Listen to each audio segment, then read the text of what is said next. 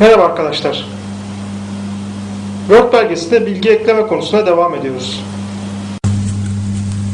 Bu derste Microsoft Word'ün bize sağladığı bilgi ekleme tekniklerinden bahsedeceğiz ve bir belge üzerinde uygulayacağız. Bu teknikler sayesinde belge içinde bulunmasını istediğimiz bir takım bilgilerin daha standart olması ve daha kolay yönetilmesi sağlanır.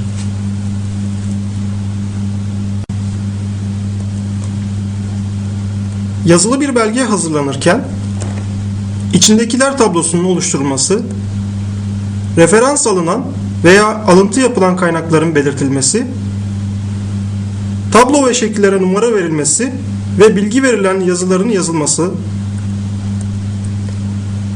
anahtar kelime niteliğindeki ifadelerin hangi sayfalarda geçtiğini gösteren dizin kısmının oluşturulması gerekir.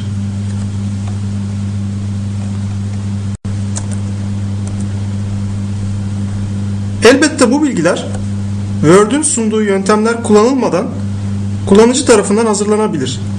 Ancak belgede küçük bir değişiklik olduğunda veya bir yanlış yapıldığı fark edildiğinde gerekli düzeltmeleri elle yapmak çok zor ve zaman alıcı olacaktır.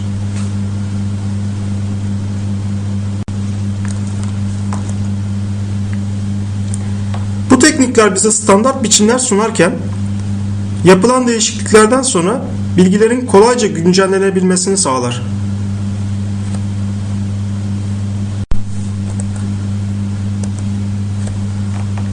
Başvurular sekmesini programda göründüğü şekilde kısımlara ayırarak gösterelim. İçindekiler tablosunu hazırlamak için ilk kısımdaki komutları kullanırız.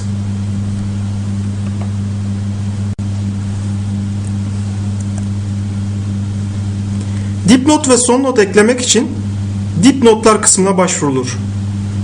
Bu konuyu önceki derslerde görmüştük.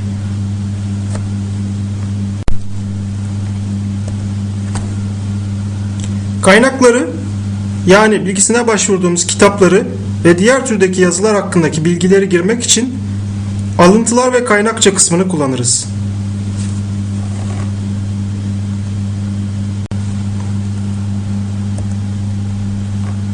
Alınan kaynakların bir tablo haline getirilip gösterilmesi için kaynakça kısmını kullanırız.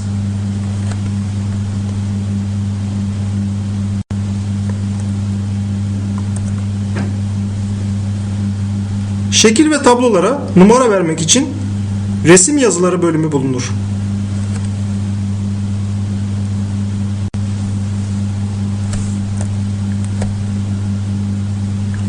Dizin ya da diğer adıyla indeks bölümünü oluşturmak için dizin kısmı kullanılır.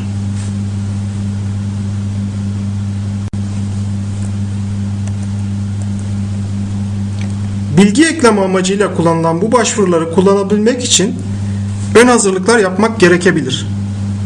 Burada özellikle stillerin, alanların ve çapraz başvuru tekniklerin temeli oluşturduğunu belirtmeliyiz. Bu nedenle önce bu konuları kısaca geçelim.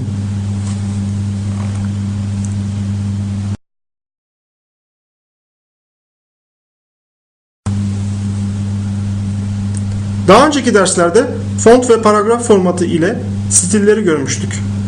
Bunları kısaca tekrar edecek olursak, font, karakterlerin büyüklüğü, rengi, koyu veya eğik olması gibi görünüm özellikleri olup her bir karaktere ayrı uygulanır.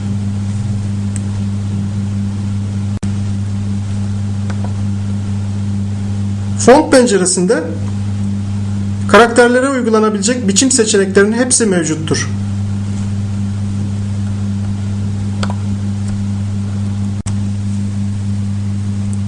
Paragraf biçimi bir veya birden fazla paragrafa uygulanabilir. Paragrafın sola, sağa ya da ortaya hizalanması, kendisinden sonra ne kadar boşluk olacağı, paragrafa numara veya madde imi verilmesi gibi seçenekler paragraf biçimine girer. Yine paragrafla ilgili tüm seçenekleri görmek için paragraf penceresini açabiliriz.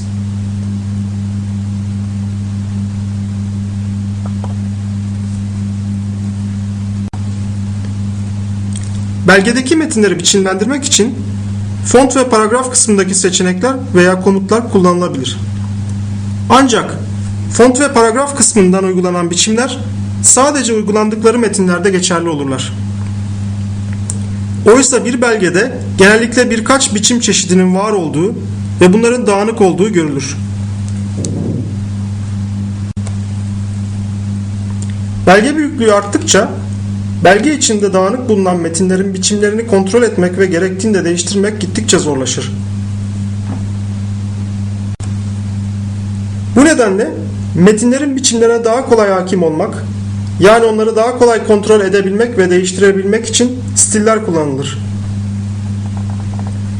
Stil, belirli bir font ve paragraf biçimine sahiptir ve bir metne uygulandığında o metne kendi biçim özelliklerini verir.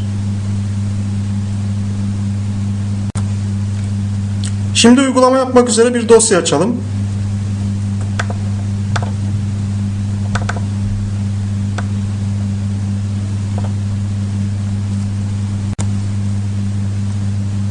Yeni bir belge açıldığında normal metin ve başlık stilleri tanımlanmış olarak stiller kısmında bulunur.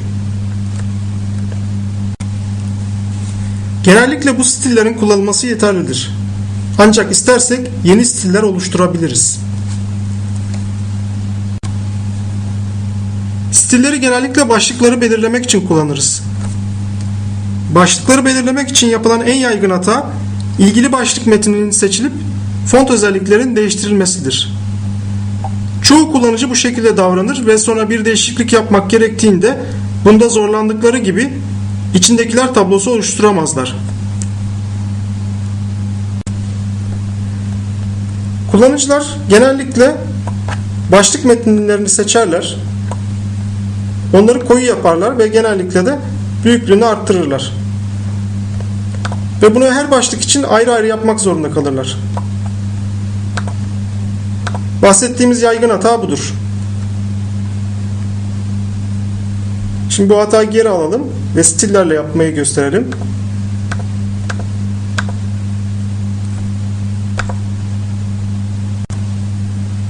Oysa burada yapılması gereken ilgili başlık metninin üzerine gelip stili uygulamaktır. Stil uygulama işlemi tek tıklamada yapılabileceği için çok pratiktir. Şimdi diğer başlıklara da aynı stili uygulayalım. Anakart birinci başlık olsun. Ana bellek de birinci başlık türünden olsun. Rastgele erişimli bellek ikinci başlık türünden olsun. ROM yine ikinci başlık türünden. İkinci bellek ikinci başlıktan. Sabit disk ise birinci başlıktan olsun.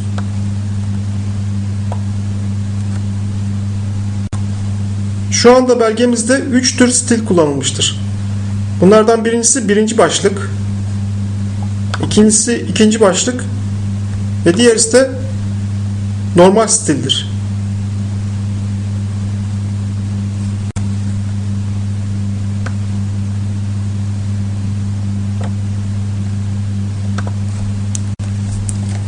Artık bundan sonra metinler üzerinde biçim değişiklikleri gerektiğinde font veya paragraf kısmını kullanmayacağız. Bunun yerine stillerin formatları üzerinde gerekli değişiklikleri yapacağız. Örneğin başlık 1 stilini değiştirmek istiyorsak doğrudan doğruya başlık 1 üzerine sağ tıklayıp değiştir ya da değişiklik yap seçeneğini yapıp gerekli değişiklikleri bu pencere üzerinden yapacağız. Belli başlı font özellikleri pencerenin üzerinde gözükmektedir. Ancak daha detaylı biçimlendirme istersek format düğmesine basıp gerekli seçimi yapabiliriz. Burada başlık 1'in rengini kırmızı yapalım. Uyguladıktan sonra bütün başlık 1'ler aynı anda kırmızı rengini alacaktır. Buradaki kolaylığa dikkat çekmek isterim. Aynı şekilde başlık 2 üzerine yapılan değişiklikler de bütün başlık 2'lere uygulanacaktır.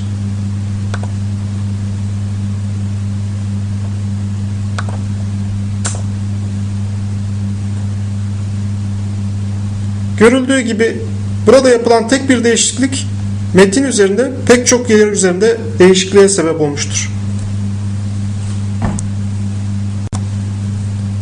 Burada şunu da belirtmekte fayda vardır. Normal yazıların formatını değiştirmek istiyorsak yine font ve paragraf kısmına başvurmadan normal stili üzerinde gerekli değişiklikleri yaparak istediğimiz sonuca erişebiliriz. Ve bu daha pratik bir sonuç doğurur.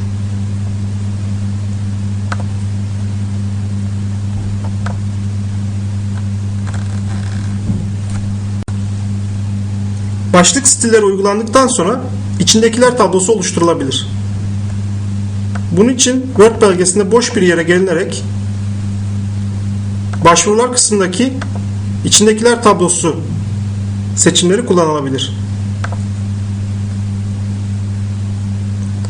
Göründüğü gibi her bir başlığın hangi sayfada olduğu içindekiler kısmında gösterilmektedir. İçindekiler tablosu alanlardan ve köprülerden oluşmaktadır. Belgede bir değişiklik olduğunda, örneğin başlığın kendisi veya sayfası değiştiğinde bu tablo üzerine sağ tıklayıp güncellemek mümkündür.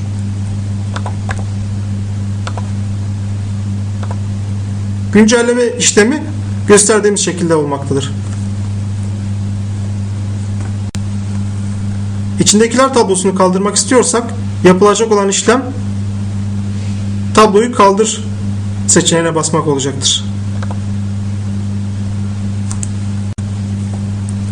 İçindekiler tablosunu eklerken daha geniş seçeneklerin yer almasını istiyorsak içindekiler tablosu ekle seçeneğine tıklamamız gerekir. Burada çıkan pencerede örneğin sayfaların gözükmesini veya gözükmemesini, sayfa numarası ile başlıklar arasındaki boşluğun olup olmaması veyahut bu boşluğun çizgilerle doldurulması veya boşluklarla olmasını sağlayabiliriz. Normalde tablo oluşturulduktan sonra tablonun içindeki başlığa kontrol tuşuna basılı olarak tıklandıktan sonra ilgili başlığa gidilebilir. Bunun olmasını istemiyorsak şuradaki seçeneği kaldırmamız yeterlidir.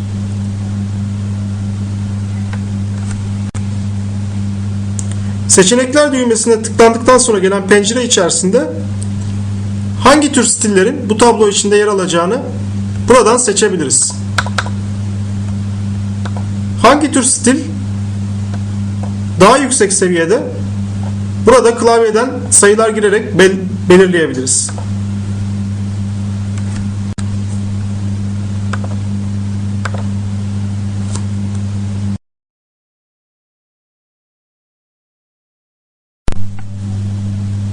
İçindekiler kısmına girdikten sonra belgeyi biraz düzenleyelim. Önce konuyu bir sonraki sayfadan başlatalım.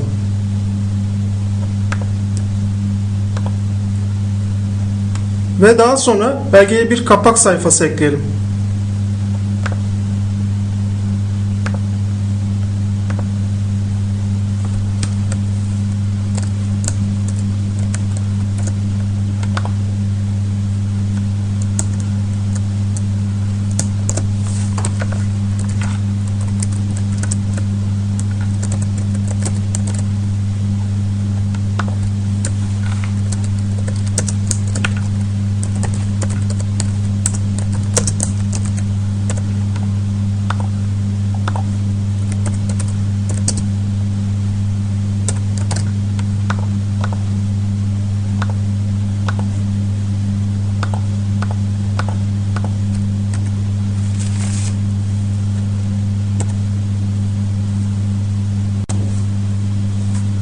Bundan sonra belgeyi hazırlarken kullandığımız kaynakları referans göstererek gireceğiz.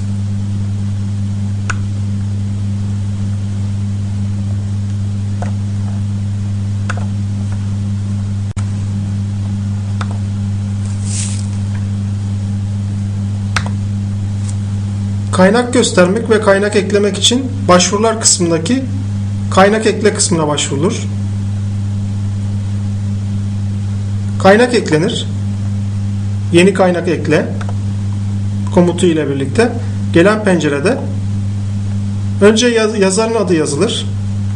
Ancak burada yazarın adını doğrudan yazmaktansa edit kısmı ile yazmak daha iyidir. Çünkü yazarın adını ve soyadını daha sonradan düzenlemek gerektiğinde bu şekilde giriş daha uygundur.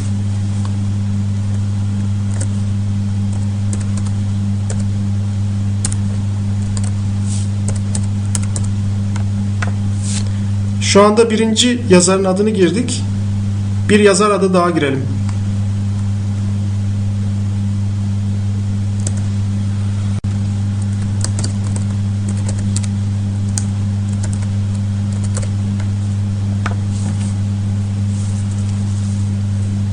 Yazarları girme işlemi bittikten sonra OK ile çıkabiliriz.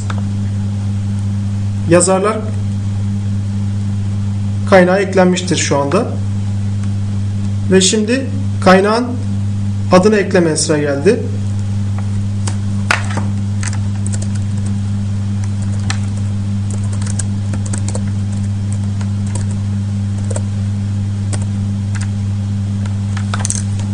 Yılını girdikten sonra yayınlandığı şehir,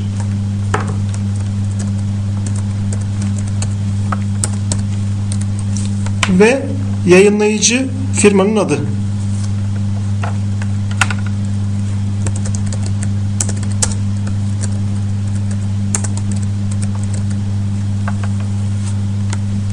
Bu arada yayının tipi bir kitap ise kitap olduğunu işaretliyoruz.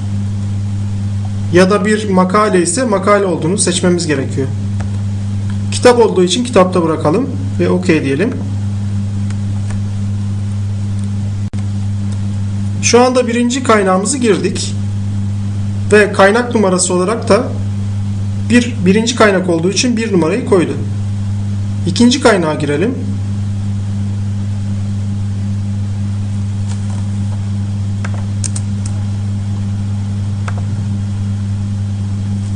Bu arada birinci girdiğimiz kaynağın burada yer aldığını görüyoruz.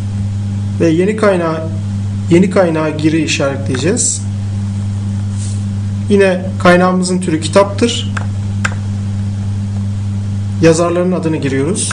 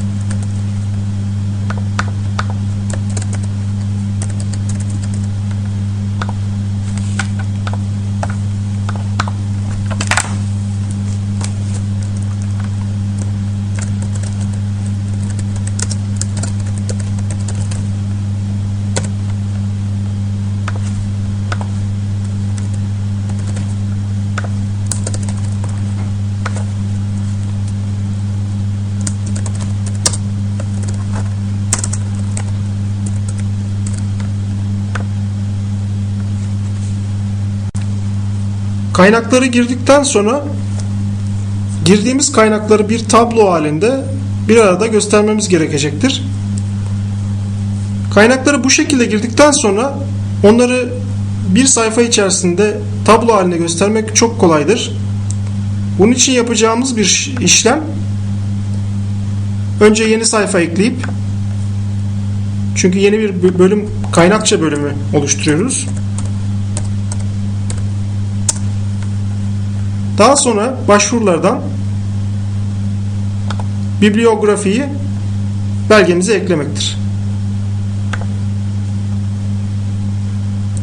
Gördüğünüz gibi daha önceden tek tek girdiğimiz kaynaklar burada bir tablo halinde yer alıyor.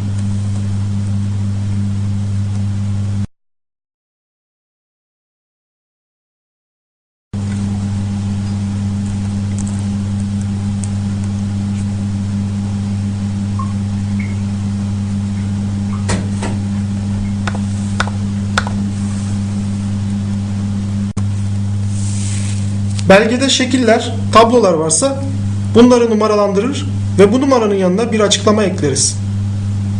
Numara verilmiş bu ifadeyi resim yazısı kısmından yaparak hem şekil numaralarının sırasıyla yazılmasını hem de gerektiğinde, örneğin araya başka bir şekil girdiğinde şekil numaralarının güncellenebilmesini sağlarız. Ayrıca özellikle tez yazımında şekiller tablosu istenmektedir. Bu tabloyu aynı içindekiler tablosunu veya kaynaklar tablosunu eklediğimiz gibi hazırlayabiliriz. Örnek olarak ekranda görünen iki şekil için ayrı ayrı şekil yazısı yazalım. Bunun için şekil yazısı düğmesine tıklayalım ve gelen ileti kutusundan önce gireceğimiz yazının türünü seçelim. Burada tanımlanmış olan 3 yazı türü bulunmaktadır. Denklem, şekil veya tablo. İstersek yeni yazı türünü new label yani yeni etiketten tanımlayabiliriz.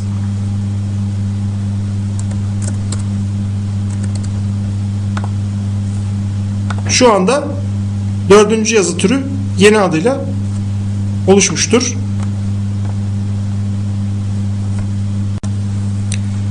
Şekil yazısını tamamlayalım.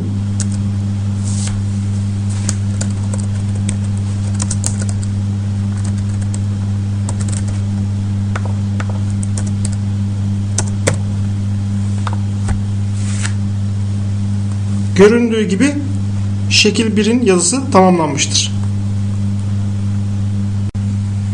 Diğer şekillerin de yazılarını yazalım.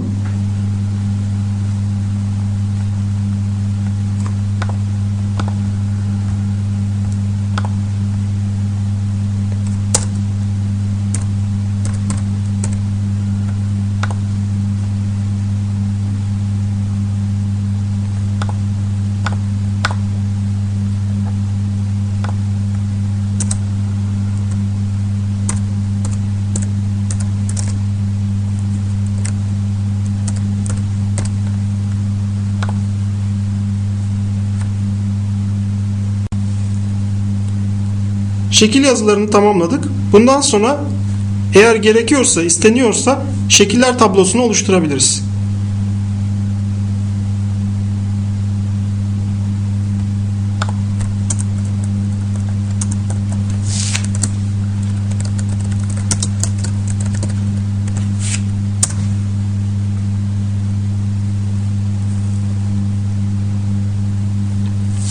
Şekiller tablosunu ekle düğmesine basmamız yeterlidir bunun için.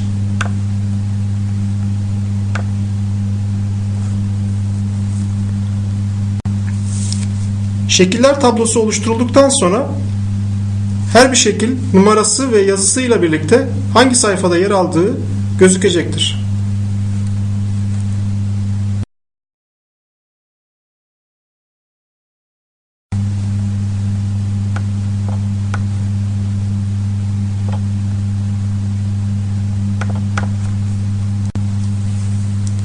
Alıntı tablosu oluşturmak gerekiyorsa alıntıları tek tek belge üzerinde işaretlemek gerekir.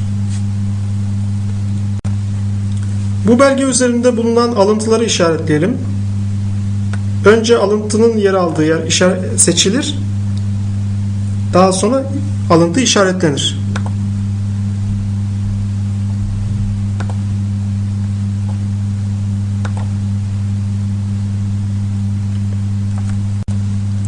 Alıntı işaretlendikten sonra aslında görünmeyen fakat belge içerisinde yer alan bir bilgi buraya işaretlenmiştir. Bu işaret göster gizle düğmesiyle basıldığında gözükür. Normalde yazıcıdan çıktı alınırken veya belge üzerindeyken gözükmez.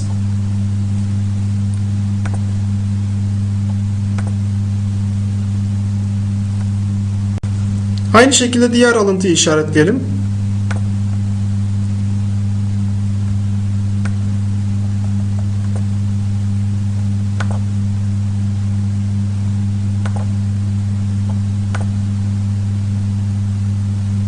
Yine işaretin bulunduğu yer gösterilmektedir. Aslında gizli bir işarettir. Görmek istediğimiz zaman görebiliriz.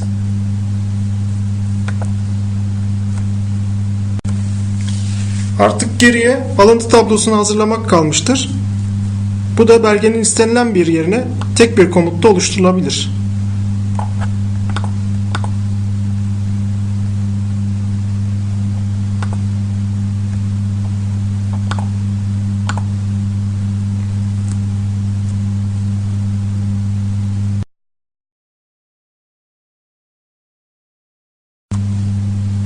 Okuyucular zaman zaman bir belgede veya kitapta okuduğu bölümlere dönüp bazı noktalara tekrar bakmak isterler. Bunu bazen içindekiler tablosuna bakarak yaparlar. Ancak sadece içindekiler tablosu tek başına yeterli olmaz. Bazen belirli kelimelerin kitabın hangi sayfalarında geçtiğini gösteren dizin ya da indeks adı verdiğimiz bir kısma başvurmak gerekir. Dizin kısmı aradığımız kelimelerin hangi sayfalarda olduğuna işaret eder.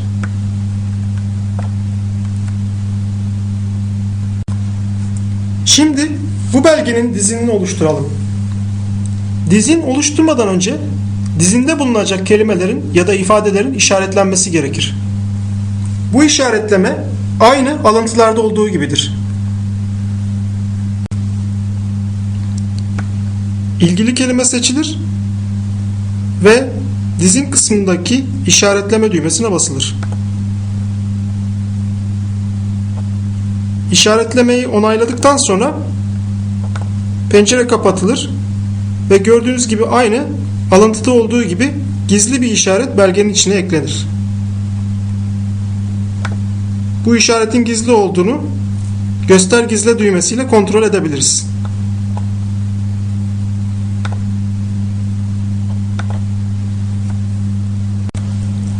Diğer kelimeleri de işaretleyelim.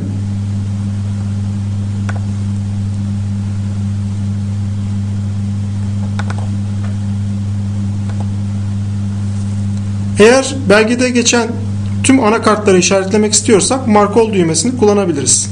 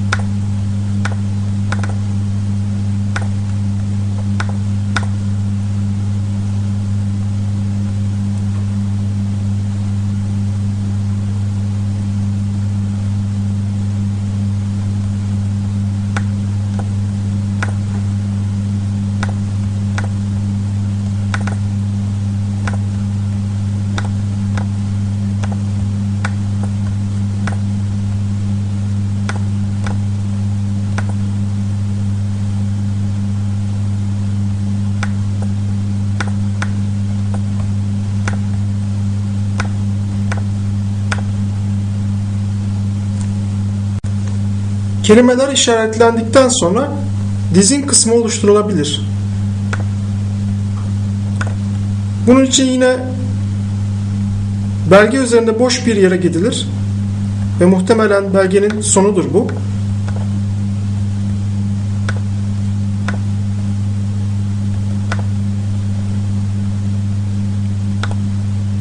Ve dizin ekle düğmesine basmak dizin oluşturmak için yeterlidir.